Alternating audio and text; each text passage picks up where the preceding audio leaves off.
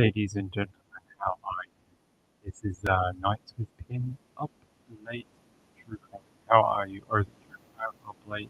It's one of the both are fine. How is everyone? I finally hear myself think the builders are gone. It's brutal. I can't wait till they get here. Hopefully that'll be this week. Uh, Let me say hello to the people in the chat and then I'll get set up. Diane was here. Hey Diane, thanks for all your tweets and retweets and likes today. Beth B, hello my dear, it's good to see you. I hope you're doing well. And Nana Mana, Ruth is here, Two Broke, Marilyn Landis, who else is here? I Hate Mornings, Emily Knob, Carol B. Did everyone here? I hope I didn't miss anyone. I always miss people and then I feel terrible. Uh, am I breaking up? Am I on the wrong speaker? Hold on. Hold on. Let me make sure they've put it on the right speaker. Nope, they haven't. Hold on, let me fix this. Samson, alright. Is that better? It should be now. Oh, yeah, I don't know why it does that. I'm hoping it's better now. Yeah, for some reason it auto changes when I jump in the live stream and it tries to send my audio through the microphone. So it's like it's taking two forms of audio at once, me speaking into it, but audio, my voice also playing back as if it's a speaker. It's so silly. Let me start again. Diane Marie was here. Beth B. Hey, Beth B. Good to see you, my friend. Nana Lana. Woos is here. Two Broke. Marilyn Landis. Nana Lana. Did I say Nana Lana? Retired RN. I Hate Mornings. Emily Narb. Carol Z. Laura T. Hey, Laura T. Good to see you. Gia. Hi, Gia. And Danny Mitchell. Hey, Danny Mitchell. Good to see you. All right, that's better. Hopefully we're doing better now. Let's talk about the news of the day. When I woke up this morning, my timeline was full of updates about Charlotte, and I was like, oh no, did they find a body or something? I'm like, please no. And then I realized that she was actually safe and they had found her. And then over a couple of hours, details started to leak out that they had matched a fingerprint on a ransom note to the guy who abducted her. Then, when they went to rescue her, like, they actually found her and she knew she was being rescued, apparently, which I guess that makes sense if the police officers are there. But, very, very good story. Happy that she's been, found alive and that she's heading home to her parents tonight, probably after a visit to the hospital for a bit of a checkup. But we got a lot of details here. And I'm going to tell you a little bit about the guy who did it. His name is Craig Ross Jr. He has past priors for different things. And I just find it incredible that it was a very CSI moment that they, lifted a fingerprint from the ransom note and then tracked it down via an old offense. So we're going to listen to that. Hold on, let me get it all set up. Now the microphone's working. And then we'll do it properly. As long as I can find my correct links. Here we go. So this is the one I'd been using for most of the day. It's one of the best with all the different updates on it. As you can see, I was watching it before he jumped on. And it has, the little update from the governor. Governor? Yes, governor. No, Major Dennis J. Shager, Troop G Commander. Okay. So there we go. I can show you. Hold on. Also, last night when we were looking at the maps, we were really close. They did an update, and then they showed on that map the part where she was. We were a little north. She was on a more southern one. So we were close, but not quite in the correct place. All right. Let me get the camera working, and then we'll get going. Hey guys, good to see you all. We're finally there. Also, hold on.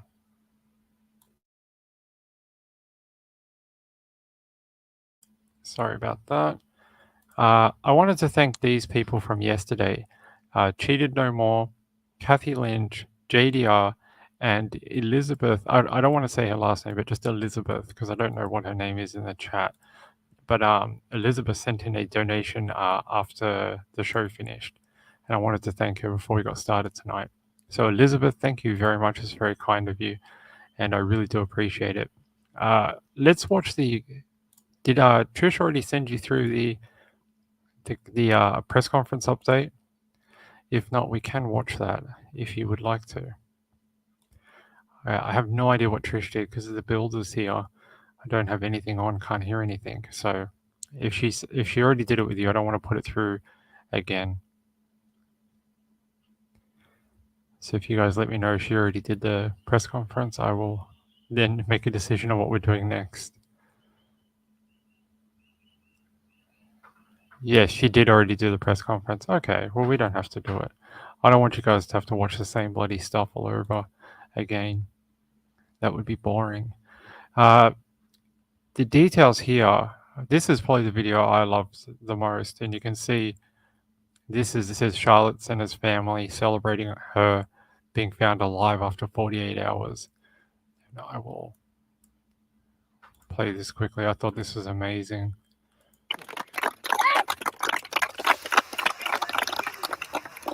No, they're not telling us anything. We just wanted to hear the one thing. I just wanted to thank you guys. Yes. Yeah. Thank you guys very much. Give her our best, please. Keep the noise down. You guys can be as loud as you want. So I think that was like family members, people searching for her, concerned other people. So that's really cool. I really liked that they got told and they could all celebrate together. Laura Thomas says, no, the governor was boring. Yeah, actually, when I was watching the press conference for the governor, she explains it in a real stop and break way. She's like, and then we went to the building. The building was out the back. I couldn't get through it. I mean, I'm not making fun of someone how they speak. I have enough problems myself with the way I speak, so no use, making fun of someone else. But I found it difficult to listen to as well. So here it says, after retrieving the ransom, to see that's so brazen, to drop a ransom note off at Charlotte's parents' mailbox.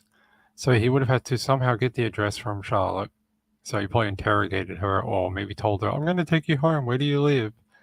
And then left it at their mailbox. Imagine finding that as a parent. Your daughter's missing. You have no idea where she is. And then there's a letter found in your letterbox with a ransom demand. But luckily, he was not very clever. At 2:30 p.m. on October 2nd, authorities got a hit on the fingerprint, according to Hochul. The print matched an old drunk driving arrest of Ross. Hochul told CNN the suspect's fingerprints were already on law enforcement database. Can't get more clever than that, can you? Hochul said authorities also used cell phone pings to develop a list of suspects. Very clever.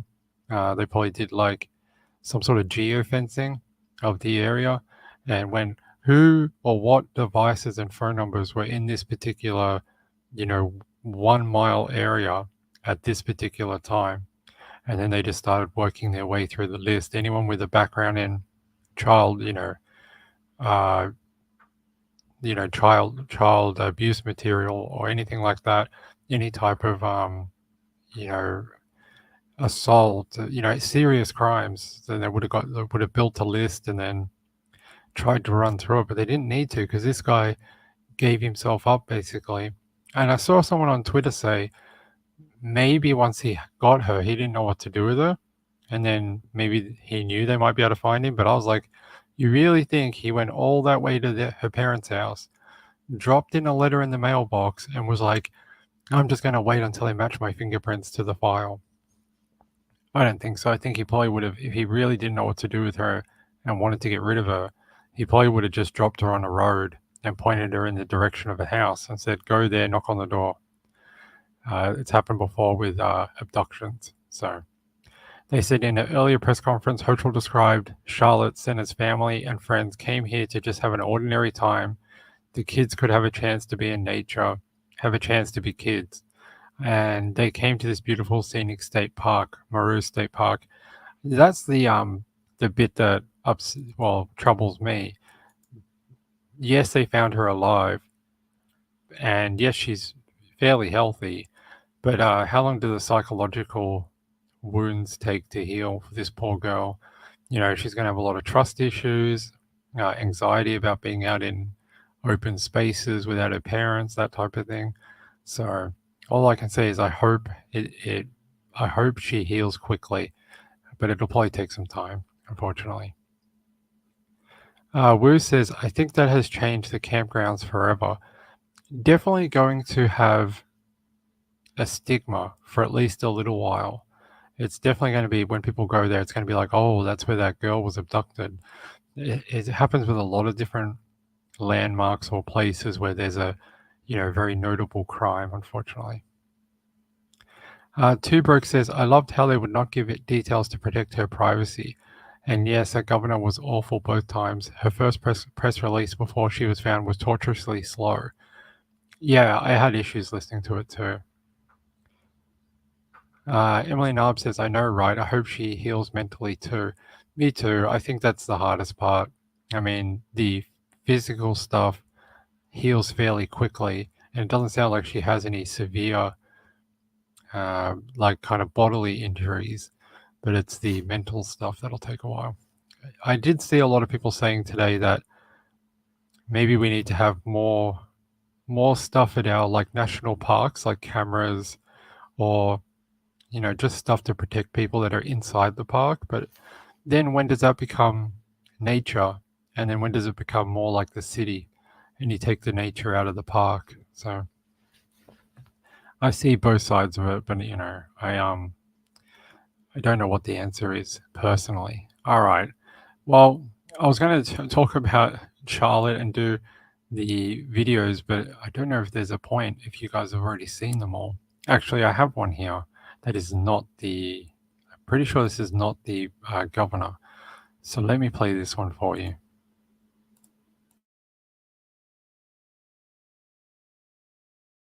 Continue to have team coverage. We are continuing to ask questions about where she was found. News Channel 13 breaking news update. Breaking news right into our newsroom. An update on the missing girl, Charlotte Sena. Sources telling News Channel 13 she has been found alive. Let's send it out to Mark Mulholland and Sabrina Dami, who are live at Moreau Lake State Park, where that search was headquartered today. Rachel, this is the news that the entire capital region had been hoping for, but not really sure they would get. But we broke the news a little after 6:30 tonight that Charlotte Sena, the 9-year-old who disappeared from Moreau Lake State Park at about 6:15 on Saturday night, has been found safe, and a suspect is in custody. Safe and healthy, and thankfully the family here now just getting the news. There are dozens of family members here from Charlotte Sena's family who stayed here at Moreau Lake State Park since Saturday night. They came out a short time ago and of course overjoyed, and we have a little video that I captured on my cell phone and I want to share with all of you of their cheers. Oh, I'm sorry, let's try that one more time, guys. This is live TV, but I want to... May not be possible because you're dialed in. Okay, well, we can at least show the picture of the video of all the family members just coming outside, cheering and overjoyed. Again, that's about 24 family members who had been staked out here at the campground since Charlotte was reported missing Saturday night.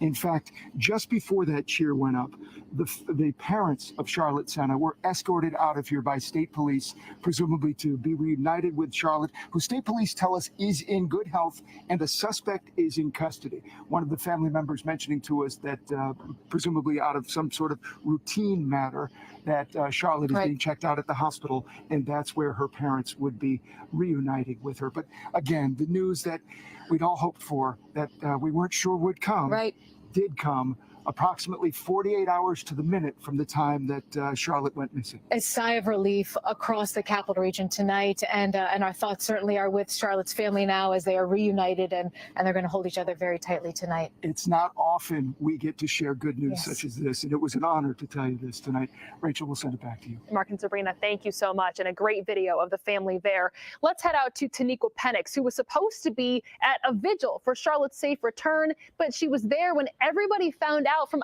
our reporting that Charlotte was found safe. Tia, what was that moment like?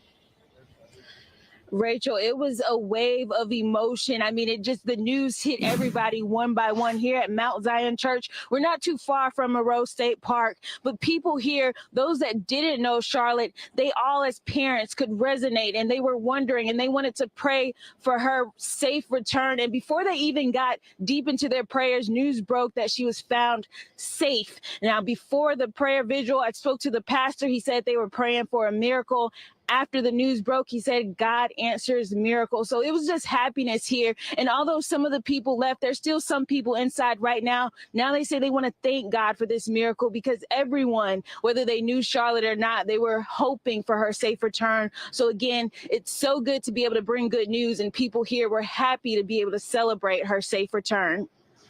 Tia, thank you so much. And she's going to have more for us coming up on our later newscasts at 9 and 11 o'clock. If you are just joining us, a quick recap of how we got here. I believe we have a map of where all of this was happening. This was at Monroe Lake State Park. Let's take a look at that if we can. The search was really focused on here, and there were hundreds of people out searching for Charlotte Sena. This was over the weekend, and like Mark said, it's been about 48 hours since she first went missing, but we now know that Charlotte is safe, a suspect is in custody, and Charlotte is healthy. Mark said that the parents of Charlotte were able to meet her, be reunited with her at the hospital after a routine check just to make sure that she is okay. The family overjoyed tonight. Sabrina Dami showed us that video of the family hearing that news, just relief as they were at the state park as this search was going on, hoping to get some sort of answer. And tonight we now did get the answer that everybody was hoping and praying for. Coming up on News Channel 13 Live at 9 and 11, we will continue to have team coverage. We are continuing to ask questions about where she was found and who that suspect is. Hoping to get answers for you. We'll have a very latest live.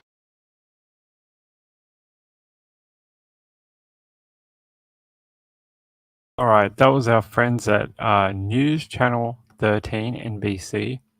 If you'd like to go watch that again, go to their website and check it out. They had a lot of updates today, actually, that particular news station.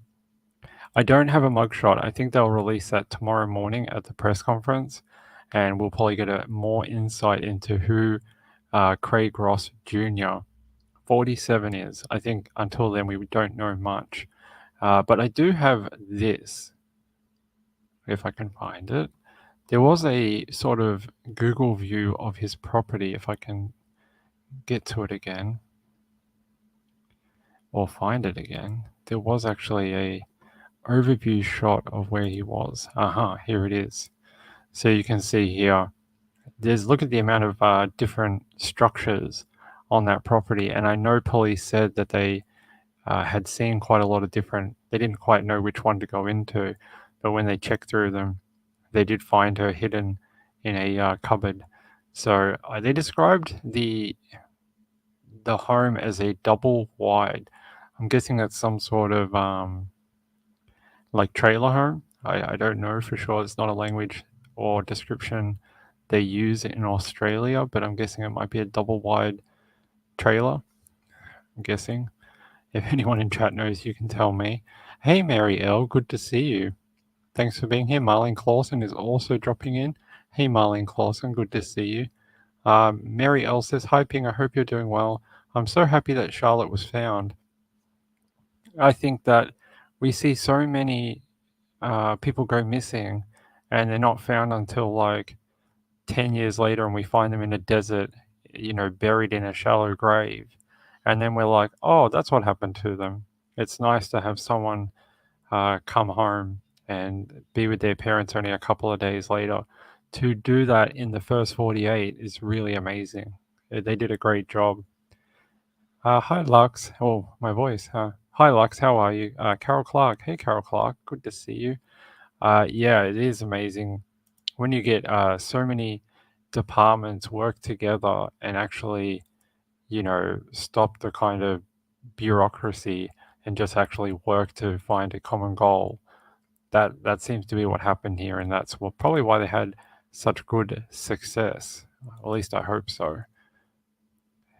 Yeah, so we showed this yesterday, and I'll show you what I mean. I think at first we thought it was up here, or at least I did, up in this kind of area, but she was actually down in this one here, because we saw the little camping sign for the cabins up there, but she was on loop A, site 18, so around this loop is the one she was riding around.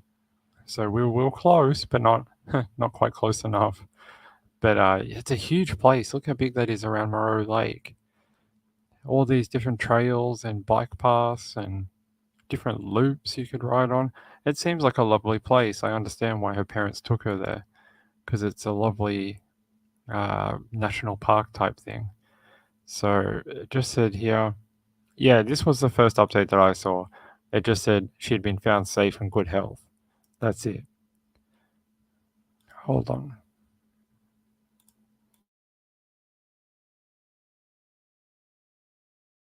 Because of all the building here, there's so much like dust and insulation in the air. So when we sleep at night, it's been getting in my nose and throat, and it's been making it brutal. Like it's horrible. If you've ever been through a renovation, it's not my renovation. It's our body corporate who did it. They wanted a new roof on the property so that it didn't leak. There was a few people that were getting leaks, and just the amount of dust in the house, and anytime you open the windows, it's brutal. I need to get an air purifier for the bedroom, I think, at some point, so I don't have this kind of congestion issue. So yeah, I am very happy that this little girl gets to go home. I don't know if you could ask for a better outcome. And so quickly, 2 days. Look at Cleo Smith in Australia. That was almost 3 weeks she was gone, and the whole time she was only like 2 minutes down the road from her parents' house in the same suburb.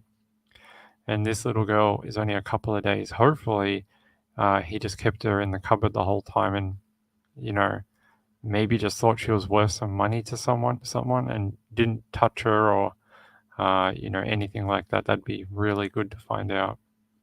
We'll know if they charge him with any sexual crimes, then we'll know what happened. If there's none, then maybe, we got the best case scenario out of it, which would be great. Be really good, and that way it's just a scary experience for her and nothing else. Hey Lux, good to see you, she says. Hi Ping in chat, hi. Carol Clark says, it's a miracle. It really is a miracle. I think anytime someone is taken off the street by someone, the risk of them coming back home alive is really tiny.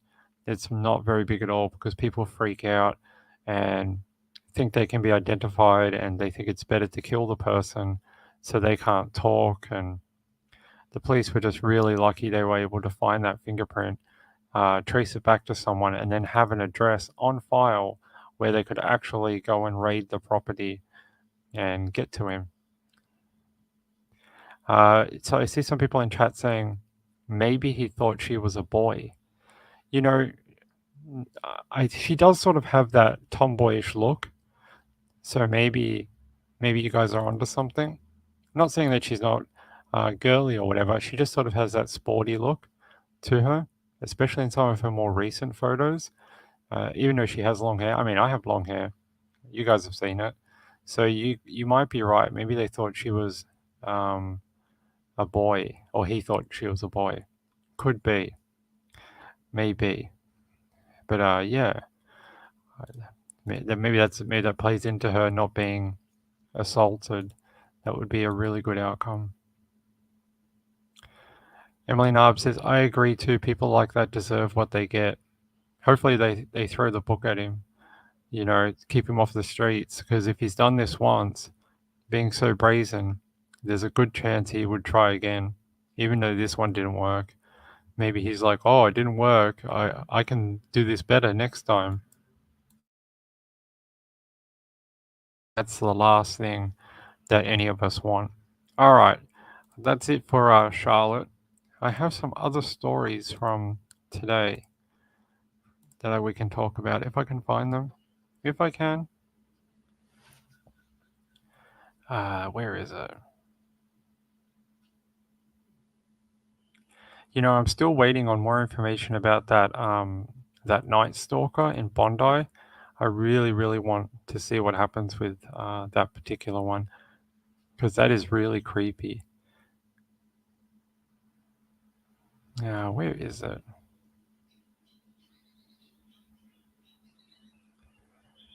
Here. So Franco, is this it? This might be it. When was this? October 3rd. Yep.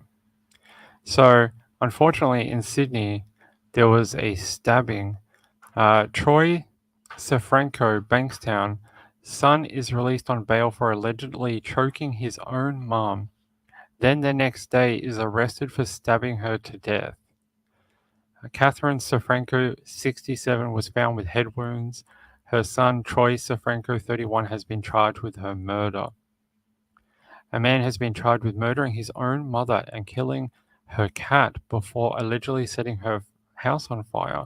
After it emerged he had been released on bail 1 day earlier for allegedly trying to choke her. Firefighters were responding to reports of a blaze at Bankstown in Sydney southwest when they found Catherine Safranco, 67, in the backyard with catastrophic head injuries Sunday about 7 p.m. She could not be saved. Police tasered Mrs. Safranco's son Troy, who was found in the driveway of a neighbor's home, allegedly carrying a knife. On Monday night, Mr. Safranco was charged with his mother's murder.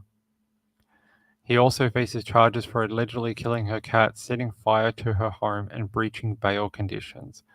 Detective Superintendent Martin Hastings said on Monday afternoon the fire brigade had extinguished a small blaze inside the home where they found Miss Safranco.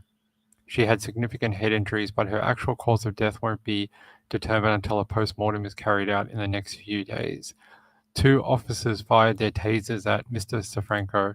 He allegedly had a knife in his hand when police arrived, and he did approach them, and shortly after the tasers were discharged. Mr. Safranco was taken to Bankstown Police Station before being transferred to a hospital where he is under police guard. He was returned to Bankstown Police Station where he was charged with murder, torture, beat and cause death of an animal, damage property by fire, breach of bail, and contravene prohibition of a restriction of an AVO. That's a lot of charges. Police will allege in court that the man stabbed the woman before killing her cat and setting the fire to the property. Superintendent Hastings had earlier confirmed that police had responded to the incident at the same property on Friday, which resulted in Mr. Safranco being charged with assault, occasionally actually bodily harm, and intentionally choking a person. An apprehended violence order with strict bail conditions banning him from going within 100 meters of his mother's home or workplace were taken out by police over safety concerns for her. His bail was refused and he will appear at Bankstown local court on Tuesday. So that would have been today. So I wonder if there is an update on Mr. Troy Safranco. Let's have a look. 3 hours ago. Here we go. I just want to see if there's a better update from his court. Yes, there is. It says here, his lawyer, Mustafa Daoudi, I hope that's right, otherwise it sounds like duty, told Magistrate Glenn Walt, Bankstown Court 8, stop that, on Tuesday that Mr. Safranco, who did not appear in person or via audio-visual, would not apply for bail. Well, he wouldn't get it anyway, it would be revoked. The police prosecutor told the court that Mr. Safranco's previous bail had been revoked and a detention application had been sought before the court appearance on Tuesday. So it sounds like they want to keep him locked up until they can get him to trial, which I think for everyone's safety, that's the best idea. Yeah, so apparently he was arrested in the early hours of September 30 before being granted bail that day at Parramatta Court. See, these guys that start these things, it should have been a sign. He was already choking and being abusive to his mother, and now he killed her 2 days later. That's it. Hey, Emily. Good night, Emily. I know it's late. Yeah, the cat, he just turned up. What are you up to, sir? Sir, listen to me, sir. No, he's not. Yeah, he's up here. Muff, turn around. Wait. He's a big sock. Hey, buddy. Yeah, this guy should never be allowed back on the streets. I mean, to kill your mum like that after already being apprehended for choking her. I mean, those AVOs are just worthless. They're just not. They don't protect anyone. I mean, it's in the system, but it doesn't mean anything. Hold on.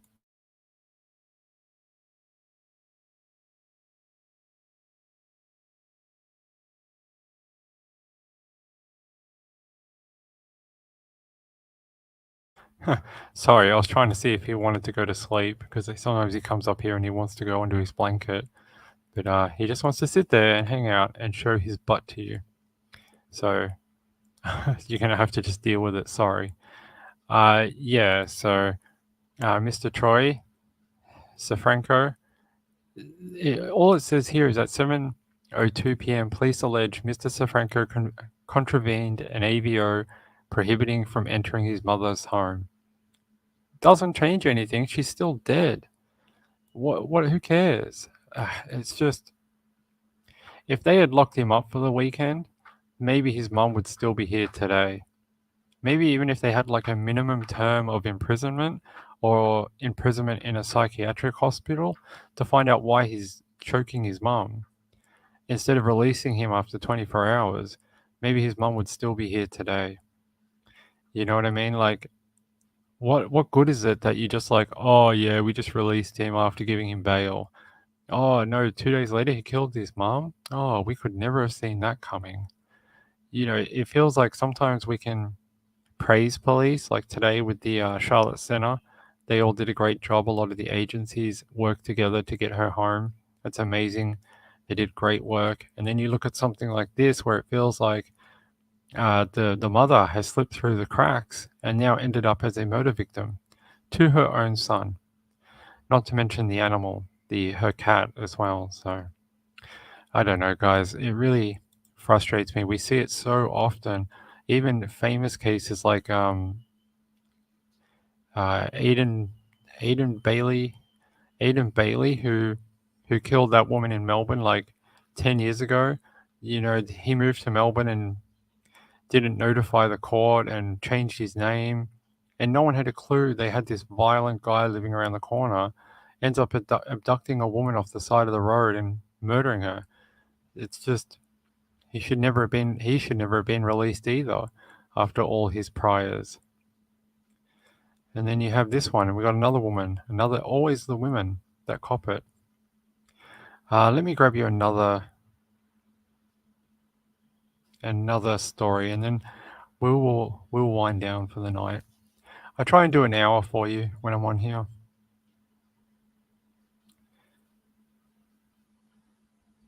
Is this the one that I want to look at? Hold on.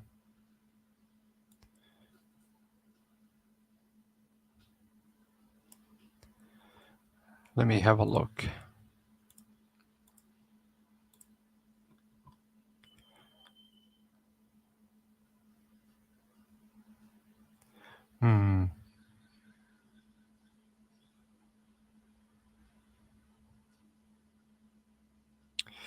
Can't find it. It's great. It's great when that happens.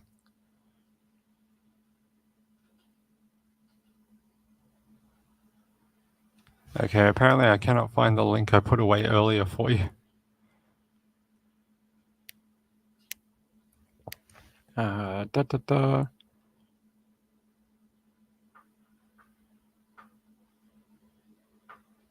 I'm sorry you're having to listen to just silence. You'll have to entertain yourselves while I try and find it. No, we did that. Catherine Safranco, Charlotte Sena, yes. We did that one yesterday.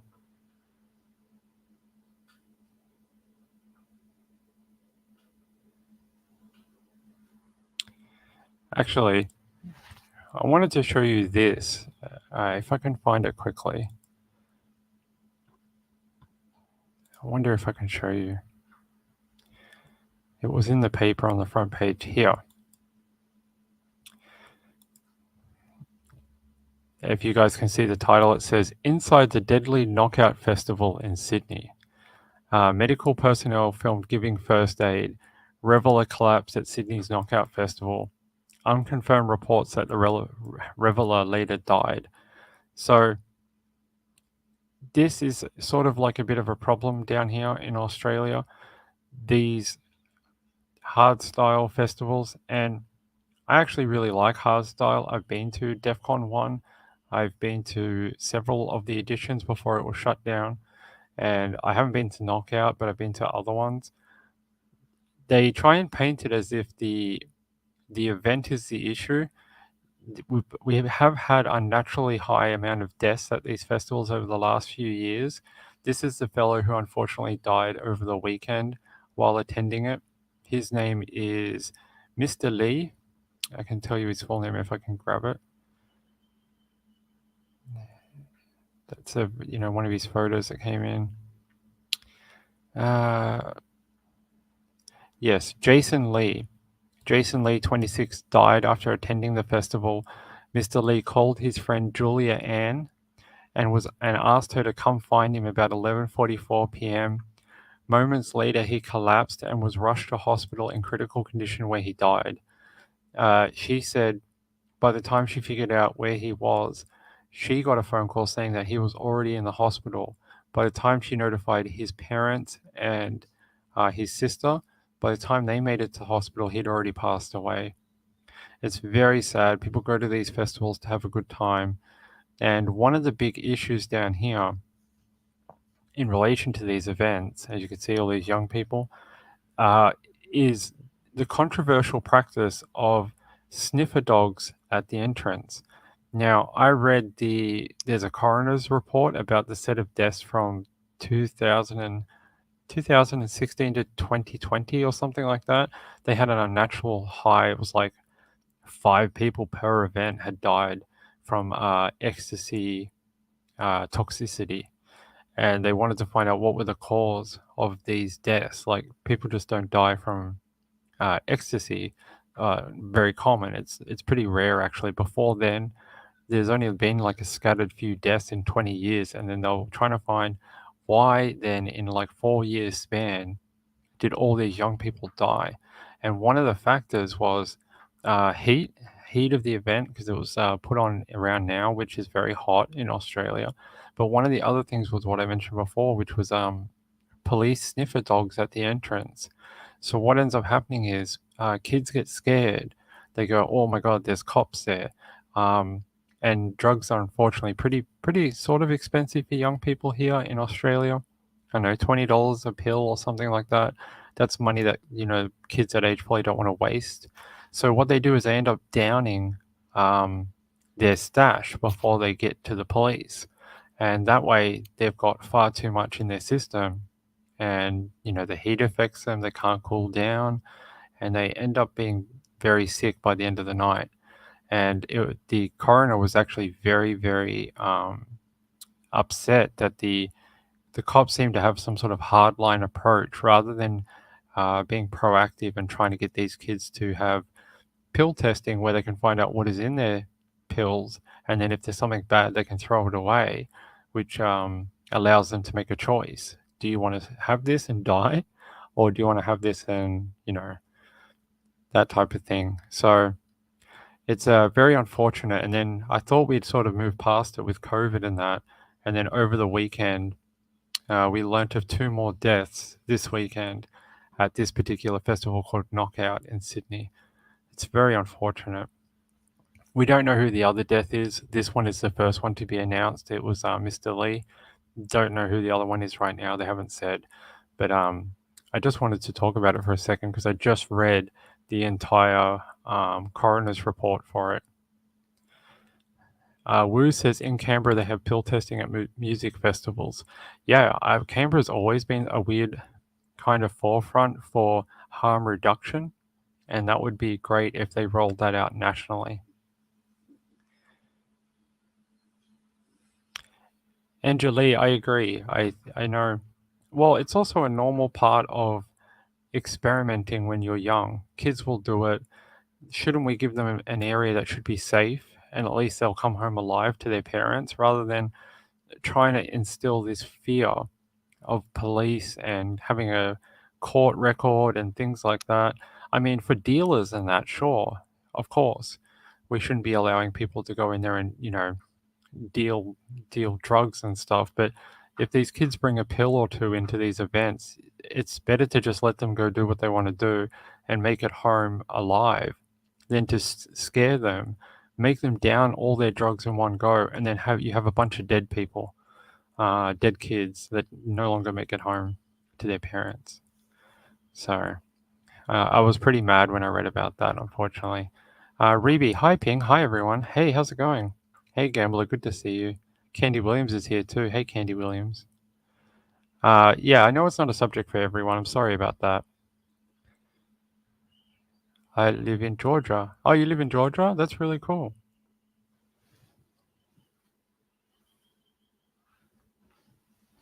Sorry, it was making a weird noise.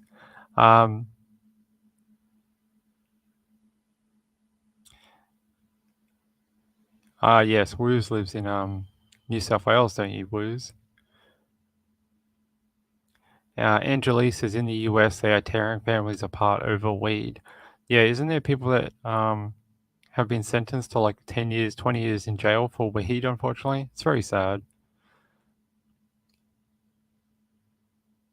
Pill test. Yeah. So if people want to know what the pill testing is, they have like a tent at these festivals where kids can come in. There's no police. They can hand their drugs over to a chemist. The chemist can test it and let you know what is in it and whether it's, basically been, it has stuff in it that could hurt you, or it's not ecstasy, it's something else like PMA or some other type of, dangerous chemical. And then they have an amnesty bin where the person can make a choice to either throw it away in this amnesty bin or they can keep it. So, it gives them just a second layer of security and way of not taking stuff that's dangerous.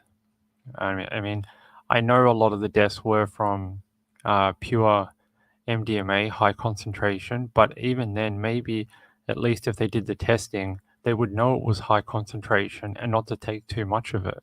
So I'm actually for it. I think that's a good idea. And if it saves a few kids' lives every year, that's a good thing. Yeah, I don't agree with the dealers though. I think we should definitely at least target them at the festival, but in proactive policing at the festival, not having sniffer dogs and scaring kids on the way in. They can walk around the festival and they can keep an eye on people.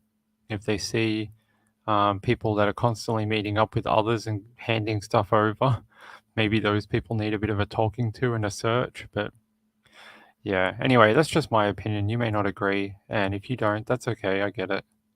That's perfectly fine. I just don't want to see more kids dying at these festivals because they're scared. And that must be a scary situation, right? You see the cops, you down all your your pills, and then oh crap, I'm probably going to get really sick. And then you're trapped in this festival with 20,000 other people with substandard medical care. That was the other thing they said in the inquest. The medical care at these festivals is just substandard. They don't have a hierarchical chain of command. Oftentimes they have these doctors who don't have any experience in mass casualty or drug-related kind of festival situations. And there could be people that are GPs or guys that are still in university. Not saying they're bad doctors, just they don't have the experience to do that type of work. And one of the guys had said he'd never intubated a patient on his own before. He'd done it in a medical setting in a hospital, but he'd never done it on his own to someone. And that's really crucial when you're talking about these kind of MDMA toxicity overdoses. You need to be able to intubate the patient, get oxygen and stuff into them. I think that's what it's for, right? Oxygen? Yeah. And get them cooled off, get the ice packs on them and stuff like that. Anyway, let's talk about other true crime. I just ran across it and I know they announced that guy's name today. His poor family, apparently they raised $35,000 for the family of Mr. Lee in about 48 hours to help his mum with the funeral costs and any other type of related medical costs from the hospital and stuff like that. So it's pretty good of the community to help out. Let me try and find this.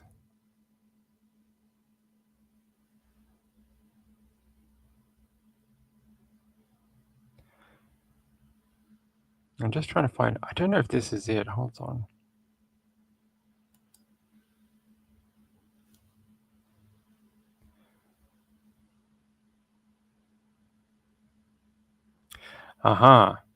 This is the one.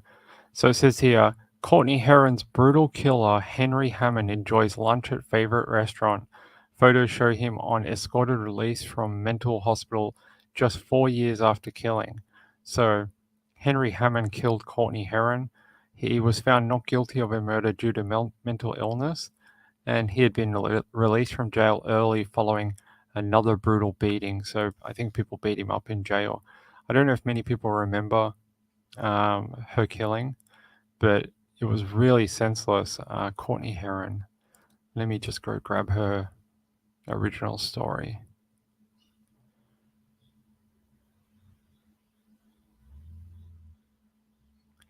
There.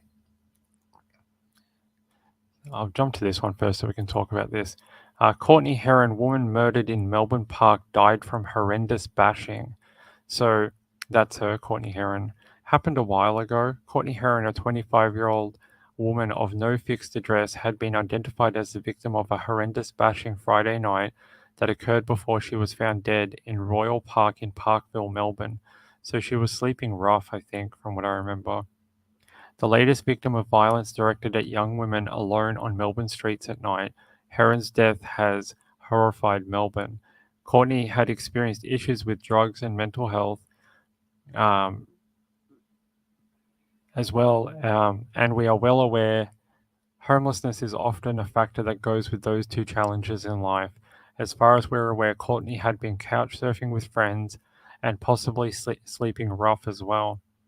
We do have a result from the post-mortem examination that revealed she died of a result of a horrendous bashing, and that's the way to describe it. So that guy, Henry Hammond, is the guy they found that brutally beat the crap out of a woman in a park, and now they're saying he's on day release, eating out at cafes and things like that. So, it sort of feels like her family was saying it feels like a kick in the teeth after going through the court process and trying to, get justice for their daughter. And now he's just almost living his life again in ways. Two Broke says, Ping, do they have Narcan for drug overdoses in Australia? Kids these days should have one with them, even if they do not partake, but for friends. At least that is how parents can encourage it. I know Narcan is available here. I know sometimes, depending on medication you get from the chemist, they will provide Narcan to patients so that if something goes wrong, they can be revived. I don't know how in other settings it's given out though, but it's something we could look at for sure. Give me a second. All right.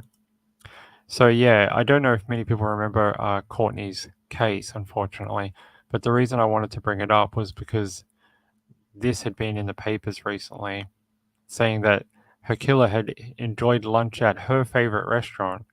He's on an escorted release from mental hospital. I don't know where people feel, how they feel about killers being allowed out like this, even if they are judged to be mentally ill when they did the killing. It's a pretty blurry photo of him, but I can understand why her family is quite upset at him being allowed out and, eating at her favorite restaurant and stuff like that.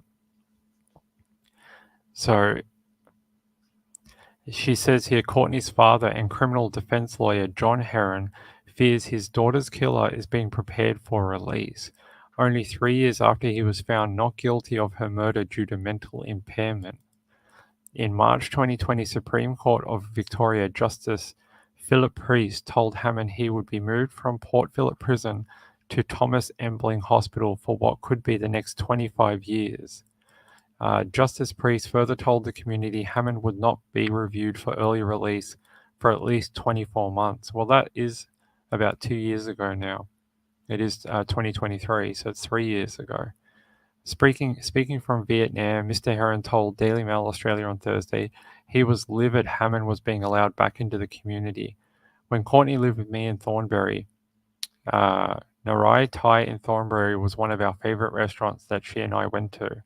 That's a real kick in the guts. It just makes me sick, he said. I'm absolutely appalled, and it's a sickening feeling to know that one of our favourite restaurants that we took Courtney to is now being frequented by her murderous and brutal killer. The photos are terrible. That could be anything. I don't even know who that is. It almost looks like a abstract painting. So it's not a great photo of him, unfortunately. So I wanted to bring this up because I wanted to know what other people thought about these type of day releases for people who are found guilty. Well, he wasn't found guilty. He was found not guilty by way of mental health, but still, they know he did the crime. Should he be allowed to walk around in the community at all? That's what I want to know from people watching. I think that we should look at what the family has to say, and if they're still not okay with it, their wishes should be, at least considered. They should at least have a little bit of a say in it, because it was their daughter that died. So. Laura T says she was so pretty, they should not have let him out, but it's happening more often, it seems. It's not showing the pictures of the guy. Hold on. It must be stuck on the other page. It does that sometimes. We're on this one, unfortunately. Okay. Let me close this link. Here. So there's the photo of the guy. Apparently that's how he used to look at times. But this is the photo that they had, and I was saying it looked like an abstract painting. You can barely tell that's a person. But they're saying that's him inside of a Japanese restaurant. And there's another one down here of him. So there's a photo when they found her, Courtney's body in the park. Let me find that other photo. There you go. Look at that. That looks like some sort of painting, magic eye type deal where you got to squint to try see the actual photo. It's not a very good photo at all. Beth B says, not my community. Sienna says, my doctor gave me a script for Narcan because I have kids. They said to carry it because it could save someone's life. I at first thought this was weird, but after all the fentanyl deaths, I understand. Wow, that's really good that they're doing that more and more. There was actually a lady here in Australia who she went to pick up a script for painkillers, and they gave her Narcan, and she made a big deal about it. She's like, it's so insulting. They treated me like I was a junkie, and I was like, man, they're just trying to save your life in case something goes wrong. And she took it the wrong way, and she was having a cry on TikTok, and it was a bit sad actually, because I think the pharmacist was just trying to help her out in case, because apparently the medication she got was a very strong painkiller, and the pharmacist was saying it was very easy to overdose on it. So they were like worried for her. So they wanted to give her some Narcan in case something went wrong. Angeli says it's wrong in my opinion that his sentence is so lenient, but it's complicated. Fair enough, I understand. Marlene Clausen said, I went to a local health fair and they gave me Narcan and I donated them to my local library. That's a really good idea, Marlene. Local libraries often have, people that are hard on their luck. They normally hang around those locations. So that's a really great way to donate them, because I'm sure there'll be someone who needs it eventually at that location. All right, we've got a few more minutes. I thought this was an interesting story. I know it's not everyone's cup of tea. Neither was the drug overdose one. I know it's not exactly true crime, but I thought it was an important issue to bring up. One day I might do a show on the actual inquest, the inquest into those deaths. It's really remarkable, some of the information that's inside of it about the doctors and the medical tents, and how maybe if they had people who were educated in drug overdoses but also mass casualty, that those kids may still be alive today, because apparently a lot of the life-saving treatment didn't start until they were so far into their illness that they were almost near death anyway. So even when they did start it, it didn't help. They were already far too, close to death. Laura T says, yes, interesting, sad stories. Yeah, they are very sad, unfortunately. Especially Courtney's case. This is her father, John Heron. Here's a photo of him with a photo of her. It's very he says that it's disgusting that he's been allowed out. I think he should have to serve at least half of the 25 years before being even considered to be back into our community. But also, he has to show that he's made progress with his mental health and with his kind of remorse for what he did and ownership of his crime, even though he was found not guilty by way of mental impairment. He'd have to show that he understands what he did. He's sorry for what he did and wants to be a better person so it doesn't happen again. Only if those criteria are met, I think they can be, allowed out on day release or something like that. Rebe says, I just saw a meth junkie at Woolies.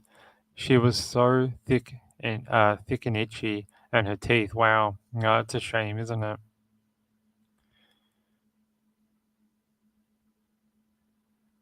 Angeli says, isn't it Brazil where the prisons get a week of vacation?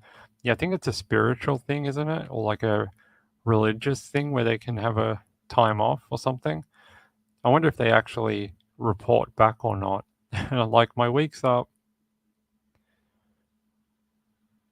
All right, let's wrap up for the night. I know I got a little bit messy there at the end, but I'm glad we had some time to talk about Charlotte Sena. I thought that was a great news story for once coming out of true crime. We actually had someone make it home, and we didn't find them in a sand dune like 20 years later. Or not at all, like some people. Beth B says, yes, laws should protect the public, not just punish. I agree, very much so. All right, ladies and gentlemen, it is getting late. It must be close to 1 a.m. East Coast time, which is like 10 o'clock West Coast time. I think that's right. And then I'll be back tomorrow night about the same time. So we'll do another hour tomorrow night as well. I want to thank everyone for being here. I really appreciate it. The shows will get longer and longer as we get more subscribers. By the way, I want to thank all the people that have subscribed in the last week or so. We've had 70 people subscribe in the last week, which is really cool. Oh, Sienna, I hope you saw your thank you last night for your donation last week. I put you on the thumbnail for that donation. So I really appreciate that, Sienna. Oh, and by the way, I wanted to say before we go, thank you to the donators from last night, Elizabeth, JDR, Kathy Lynch, and Cheated No More. I really appreciate it. Helps out a lot, actually. I have to get a new mic arm, this thing in front of me. The screw that mounts it onto my chair and desk broke and stripped itself. So it can't actually, that's why it's not in the correct place right now. So I have to do that this week so it can hold the microphone. But yes, those donations will go towards that and it'll help a lot. So thank you very much. Yeah, Rebeers, good to see you here. Same with you. Carol Clark, good to see you all. Two Broke Gambler, Laura T, Siana, Nana Lana. We had a great spread of people here tonight. Marilyn Landis, Angela Lee, Lux was here, Beth B. We had great people here tonight. Glad that everyone could tune in and catch this for a little bit before it got too late at night. So I'll see you all tomorrow, same time. And we may even try some early shows. Now that the times have moved forward for me, I can actually maybe come on a little earlier sometimes. So that'll be cool. So we might be able to do that in the future.